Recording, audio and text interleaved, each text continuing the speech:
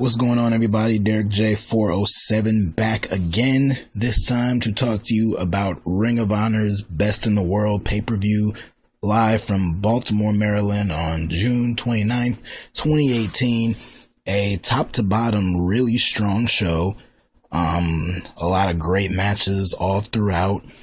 Kenny King and Austin Aries had a really good match. There was a really good match with Jay Lethal and Kushida. There was a pretty cool street fight. An excellent tag team championship match between the Briscoes and the Young Bucks. I mean, look at the two teams in the match. Of course, it'd be excellent. And the main event, which was good, but felt, there was something a little off about it. And, well, we'll get into that when we get to it. But, yeah, this is my first time reviewing a Ring of Honor pay-per-view in a while, but I have loosely followed along with the product for a while now, and I've watched most of the pay-per-view shows, but I just really got into this one. This was one of the first ones that I've watched from start to finish, and I just really wanted to talk about it because I thought it was so good. So we'll go ahead and start from the beginning. It was a match for the Ring of Honor 6-man tag team championships. The champions, the Kingdom, represented by Matt Taven, TK O'Ryan, and Vinny Marseglia, taking on representatives of Los Ingobernables, that being Bushi, Evil, and Sonata. So, this was a really fun match. A great way to open the show. Nothing spectacular really happened in this match. One of the main spots was Matt Taven posing in the ring like Naito.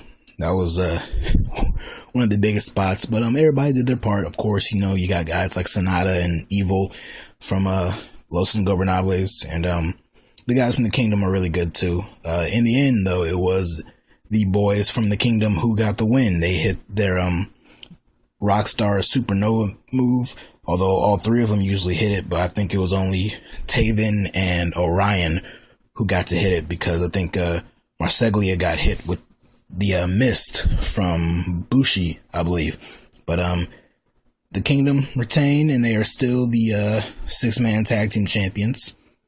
Up next, we had a grudge match between Bully Ray and Flip Gordon. Before the match even started, while Flip Gordon was making his entrance, Bully Ray tried to do a premeditated attack, tried to attack him from behind while he was posing, but Flip Gordon saw him and immediately went after him. First few minutes of this match were Flip Gordon beating the hell out of Bully Ray, beating him down. He was on the outside and he hit a bunch of dives, either over the ropes or through the ropes and all that kind of stuff. He was really getting on Bully, but eventually Bully does what Bully Ray does, and he started to bully him and beat him down, got the upper hand. Flip tried to come back, and it looked like he was about to go for his Star Spangled Stunner move, but as he was going for it, Bully kicked him right in the nuts, hit him with a low blow. The referee saw it and called for the bell, so a DQ finish here. And after the match, Bully proceeded to further beat down Flip Gordon. He got a chair and started to just bash his legs in with the chair, you know, trying to take away his, the reason they call him Flip, pretty much. So Bully has recently just been beating down all these young guys, or the young boys, like that he likes to call them in Ring of Honor. One top prospect, I didn't get his name, he tried to come out there and help, but he ended up getting beat down by Bully.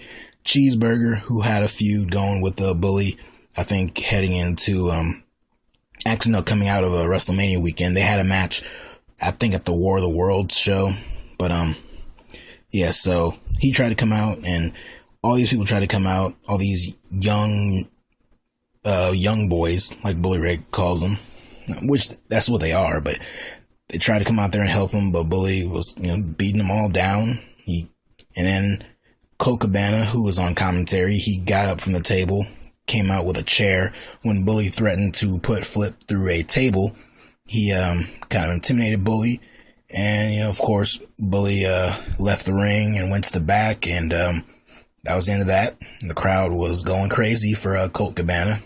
So I assume that's the match we're going to get next. Colt Cabana versus Bully Ray, which should be interesting when we get that.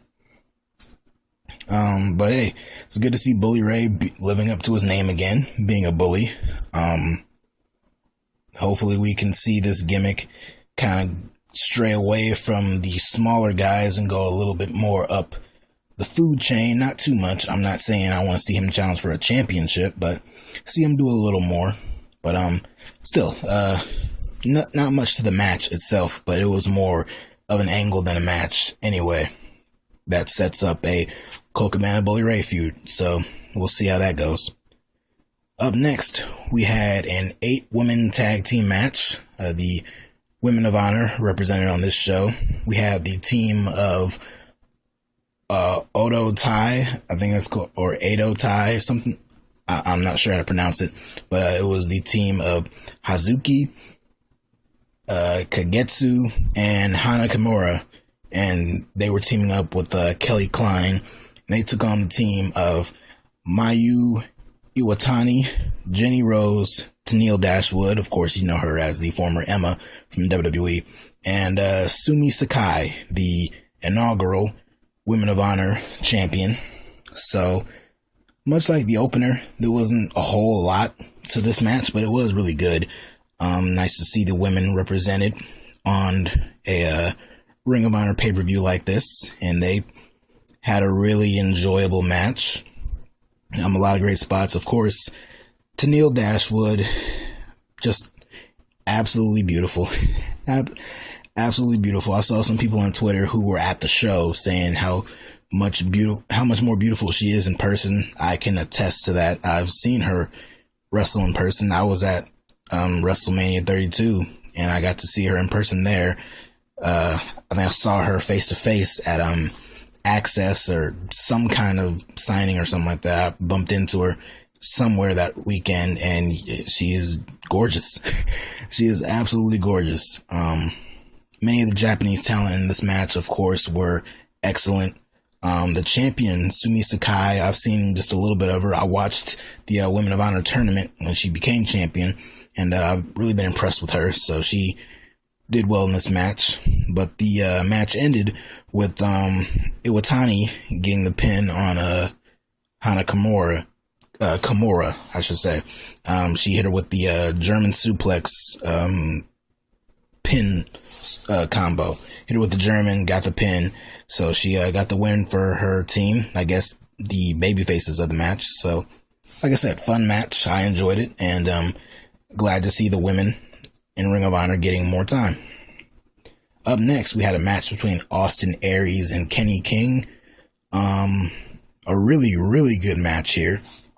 Austin Aries, of course, drowning in gold, has the Impact Championship right now, the Impact World Title right now. I think he has the Defiant Championship, and he has one more. I'm not sure which championship that one is, but I know he has like 3 titles right now. So, he had this match here with Kenny King. Of course, as a result of Kenny King basically costing Aries the ROH TV Championship a few months back. So that's what led to this match here. The whole story of this match was how these two are friends, and Kenny, Austin's his friend, but he wants Austin to see him as his equal. But every chance he got to kind of play dirty like Austin or do something kind of underhanded like that, he kind of hesitated, and that was his downfall in this match. At one point, they were on the outside, and King was about to go for his Royal Flush finisher on the outside, but you could hear Aries saying, like, no, please don't do this, I'm your friend, and all that kind of stuff. And then King threw him back in the ring. The crowd booed him, and, you know, where he was at, he was telling them, like, look, he's my friend, you know, I can't help it. And then he got back in there, and Aries went on to attack him some more. Another point later on in the match, Aries attempted to leave. He grabbed his championships and he was about to go, and then Kenny hit a corkscrew splash basically over the top rope, hitting Aries. He picked up he picked up the Impact World Championship, and he was about to hit Aries with it, but then he hesitated and he dropped the belt, And that's when Austin grabbed him and hit him with the brainbuster on the outside. And the fans broke out into a "You killed Kenny, you bastard" chant, which is one of the best wrestling chants I have ever heard in my life. Even though they haven't killed Kenny on South Park in a few seasons now, that joke is still funny. So they're back in the ring. King, Aries tries to pin Kenny King, but Kenny turns it into a schoolboy, but Aries gets out of it, hits him with the discus forearm, and then gets him up for another brainbuster, hits it, 1, 2, 3, and Austin Aries gets the win. So Kenny King's loyalty and hesitation to really cause serious damage or harm to Austin Aries was his downfall, because what he hesitated to do, Austin Aries had no problem doing. So that's why he is the greatest man that ever lived, as he says, and that's why he won here. So but a really good match. I didn't even call every single great thing about this match, but it was a really good match. Speaking of really great matches, that brings me to Kushida versus Jay Lethal. This was yet another great match on this show. 2 great matches back to back like this, and one more to come. Actually, the rest of this show was just filled with just fantastic matches, and this was no exception here. So Jay Lethal's whole thing recently is that he's directionless. He has no direction right now, so his goal is to get back into championship contention, and the way he's going about doing that is by beating everyone who has recently beat him in big time matches, and the only person left on the list to beat was Kushida. And so they go out here and they have a match. Before the match started, they do the whole code of honor handshake thing, and Kushida refused to shake Jay Lethal's hand, and that kind of played a factor into this match, that Kushida was not about codes of honor or respecting Lethal or anything like that. He was trying to beat him, just like Jay Lethal was trying to beat Kushida, because at this point, I think they said in like the promo package or whatever that they're both 1-1 with one another. I think Kushida beat him in 2016, either 2015 or 2016. No, Lethal beat him in 2015, and Kushida got a victory over him last year. So this was basically the tiebreaker.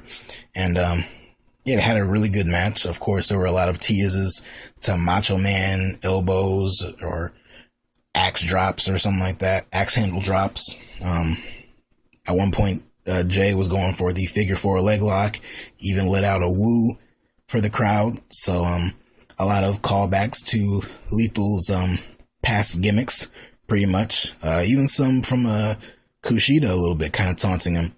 At one point during the match, Lethal was kind of beat up, and Kushida did shake his hand then when he had him kind of groggy. So just mocking him some more, but all that mocking came back to haunt him when Lethal eventually hit him with the lethal injection and got the victory. So a big win over Kushida for Jay Lethal. And then after the match, finally Kushida did shake his hand. So now it's 2-1. Jay Lethal gets the win. And so I don't know if this was the last person he needed to beat or if there's more, but I don't know. It looks like Jay Lethal might be ready to challenge for a championship. I don't know what direction they're going with him in, but based on the story that they were telling and that they've been telling with Jay Lethal, I guess that's what one's led to believe. Up next, we had a brutal match to blow off basically a brutal feud so far. It was Punishment Martinez and Adam Page for the ROH Television Championship, because Punishment Martinez won a 6-man mayhem match not too long ago, beating Silas Young to win the championship. So this match turned into a championship match, but all along it was a Baltimore Street Fight, and these guys took advantage of that. They had a brutal fight here. Like, they didn't even get to the introductions or anything like that. They just immediately started going at one another. So that was great. And there was a lot of really cool spots in this match, a lot of brutal spots, but really cool. At one point, Punishment had Adam Page up, he hit him with a powerbomb on the ring apron, and then immediately picked him up and hit him with a choke slam on the security guardrail, which just looked like it sucked. He created this contraption of chairs stacked on top of one another, but it really didn't come into play for the rest of the match. Eventually Page came back. He hit him with a suplex off of the security guardrail onto the floor, which again looked pretty brutal. Page hit a cradle pile driver in the middle of the ring on a steel chair, which Punishment Martinez kicked out of. Pile drivers on chairs should not be kicked out of, in my opinion. I don't think that's right, but it was still a cool move. Martinez eventually pulled out some zip ties and tied Adam Page's hands together and was going for a brutal move on him, but eventually Page just kind of broke out of it and kind of fought him off. But eventually Punishment Martinez went to the outside and got some thumbtacks and brought those in, and he was going for a power bomb on Adam Page through the tacks, but Page back body dropped him onto the thumbtacks. And then when Page was going for his rite of passage move, Punishment Martinez got out of it, chokeslammed him through a table that was set up in the ring, and got the 1-2-3. So Punishment Martinez is still the Ring of Honor television champion, and this was a hell of a fight.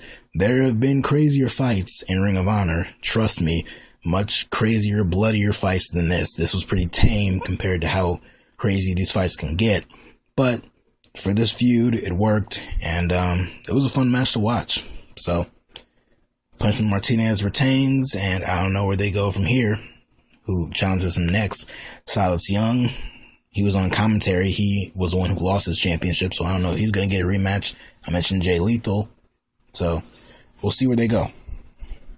Up next was my match of the night, and was my main event.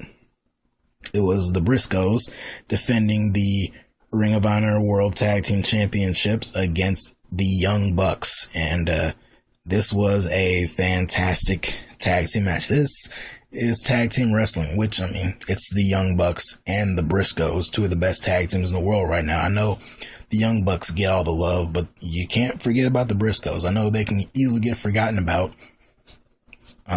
because, you know, we don't see them a lot as much as we do the Young Bucks, but they're great, and they proved that in this match.